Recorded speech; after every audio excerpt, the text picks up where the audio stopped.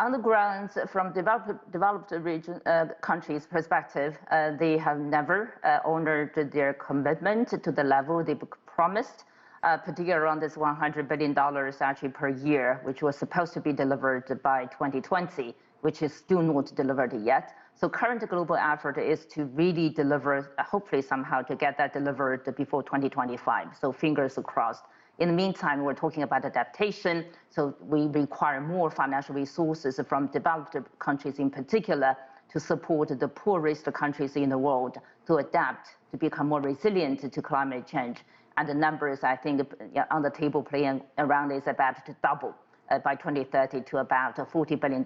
So again, fingers crossed, I don't know where that's going to come from, who will be able to really put the cash or money on the table to deliver that. In the meantime, the narrative is more like also bringing more private sectors into that landscape. But somehow it's very complicated, particularly at this moment, because of the energy crisis, because of the COVID, with all the disruptions there, it's very, very difficult actually for private sectors to seriously put their money into that process.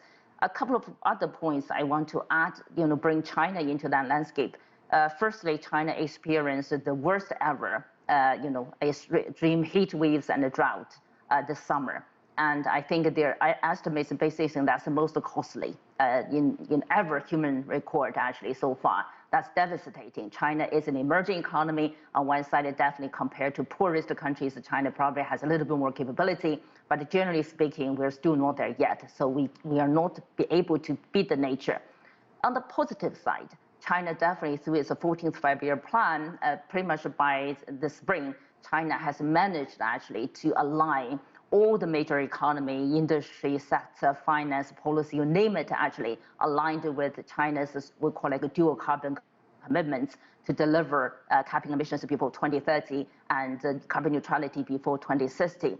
That's definitely a major, major positive sign of hope at this moment. But somehow, unfortunately, as I mentioned earlier, the disruption of geopolitics is really disrupting the global supply chain and slowing the process. Without collaboration, I doubt it very much we'll be able to deliver the goal we said we're going to deliver.